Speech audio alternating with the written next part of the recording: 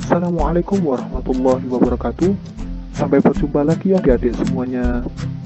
Pada pertemuan ini, kita akan mempelajari terkait dengan interaksi makhluk hidup dengan lingkungannya. Pertemuan ini kita akan mempelajari KD 3.7 dan 4.7. KD 3.7 menganalisis interaksi antar makhluk hidup dan lingkungannya serta dinamika populasi akibat interaksi tersebut. KD 4.7 menyajikan hasil pengamatan terhadap interaksi makhluk hidup dengan lingkungannya. Tujuan pembelajarannya yaitu ada 5: mengetahui konsep dari lingkungan dan komponen-komponennya, mengetahui konsep interaksi antar komponen-komponen dalam ekosistem dalam membentuk pola-pola tertentu, mengetahui bentuk saling ketergantungan antar komponen dan ekosistem, mengetahui bentuk saling ketergantungan antar komponen makhluk hidup pada aliran energi dan siklus materi, mengetahui perbedaan antara rantai makanan dengan jaring-jaring makanan. Ilustrasi gambar yang terpampang ini merupakan interaksi makhluk hidup dalam lingkungannya dalam suatu ekosistem yang terdiri dari beberapa jenis hewan yang menghidupi wilayah tersebut dalam waktu yang sama. Lingkungan sendiri terdapat individu, populasi, dan komunitas. Lingkungan adalah suatu kesatuan hidup antar kondisi fisik yang mencakup keadaan sumber daya alam seperti tanah, air, energi surya, mineral, flora, fauna yang ada di atas tanah, di dalam maupun di perairan. Ekosistem adalah suatu sistem yang terbentuk oleh hubungan timbal balik antar makhluk hidup dengan lingkungannya. Macam-macam ekosistem di sini ada 3: ekosistem alami, ekosistem suksesi, ekosistem buatan. Komponen-komponen pembentuk ekosistem terdiri dari komponen hidup, biotik, dan komponen tak hidup, abiotik. Apa itu komponen abiotik dan komponen biotik? Komponen-komponen pembentuk ekosistem. Yang pertama, komponen biotik yang terdiri dari produsen, konsumen, pengguna. Komponen abiotik terdiri dari tanah, air, udara, dan cahaya. Pada pertemuan ini kita akan membahas terkait dengan pola interaksi makhluk hidup. Pertama, persaingan atau kompetisi. Persaingan atau kompetisi terjadi di antara beberapa organisme yang membutuhkan bahan makanan yang sama. Kebutuhan untuk memperoleh sumber makanan sebanyak-banyaknya menyebabkan terjadinya persaingan. Kompetisi merupakan suatu pola interaksi yang menyebabkan kerugian bagi salah satu pihak yang kalah bersaing.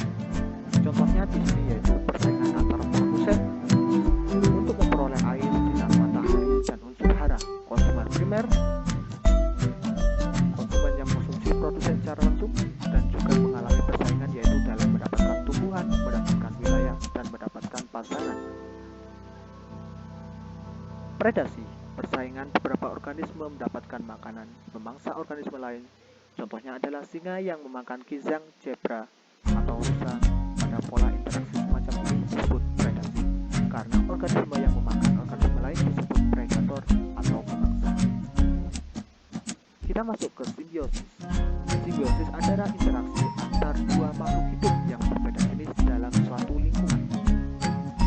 Macam-macam simbiosis. Yang pertama, simbiosis mutualisme.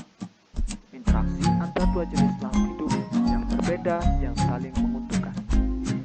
Contohnya bisa dilihat pada gambar tersebut.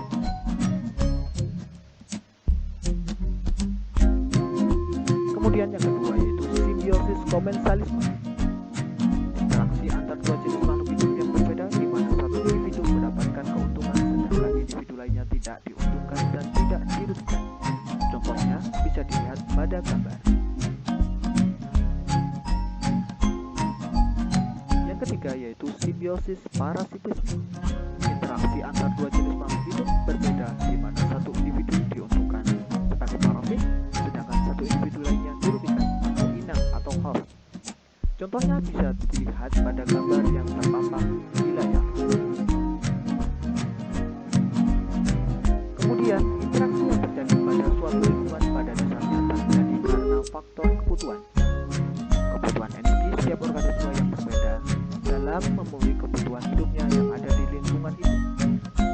Berbagai proses perpindahan zat, makanan dan energi dapat dilihat dalam beberapa bentuk, yang diantara yaitu yang pertama, rantai makanan, jaring-jaring makanan, piramida ekologi, dan aliran energi. Rantai makanan adalah peristiwa yang dimana makan dan dimakan yang bisa digambarkan secara skematis dalam bentuk garis lurus, searah dan tidak bercabang. Rantai makanan selalu berawal dari produsen dan diakhiri oleh pengurus. Bisa dilihat pada gambar tersebut contoh dari rantai makanan. Kemudian jaring-jaring makanan, yaitu proses makan dan dimakan yang terjadi di alam sangat kompleks. Pada proses makan dan dimakan, tumbuhan sebagai produsen tidak hanya dimakan oleh suatu jenis hewan saja, melainkan oleh banyak jenis hewan lainnya. Bisa dilihat pada gambar seperti yang terpampang di layar, contoh dari jaring-jaring makanan. Kemudian piramida ekologi. Piramida ekologi digunakan untuk mengetahui gambaran umum atas susunan antartropik yang didasarkan pada kepadatan populasi, padat kering maupun daya simpan energi di dalamnya. Contoh dari piramida ekologi bisa dilihat pada gambar yang terdapat tingkatan-tingkatan antartropik mulai dari produsen sampai dengan konsumen puncak. Yang terakhir yaitu arus energi. Arus energi yaitu perpindahan energi dari satu tingkatan ke tingkatan lainnya dengan memindahkan jumlah energi yang ada di dalam tubuhnya. Dari energi tersebut tidak bisa dapat dirubah, melainkan hanya digunakan sebagai bahan cadangan makanan yang dimana pada saat mencapai konsumen puncak, energi tersebut sangat minim sehingga pada konsumen puncak membutuhkan energi yang sedikit. Di sini tingkatan terdiri dari produsen, konsumen primer, konsumen sekunder, konsumen tersier, atau juga disebut konsumen puncak. Contohnya bisa dilihat pada gambar tersebut terkait dengan arus energi yang mengalir pada suatu piramida makanan. Dalam keseimbangan ekosistem terjadi guncangan dalam suatu ekosistem. Tidak terjadi perubahan lingkungan abiotik dan biotik. Energi yang masuk sama dengan energi yang keluar. Terjadi interaksi antar komponen yang ada di dalamnya. Yang itu merupakan suatu keseimbangan ekosistem yang perlu dijaga di alam supaya keseimbangan ekosistem yang ada di alam dapat terjalin dengan maksimal sehingga kehidupan bisa terpenuhi semuanya. Sekian, terima kasih penjelasan terkait dengan interaksi makhluk hidup dan lingkungannya. Semangat dalam belajar kalian semua. Semoga pembelajaran ini dapat bermanfaat bagi kalian semua di kelak hari. Terima kasih. Sekian. Assalamualaikum warahmatullahi wabarakatuh.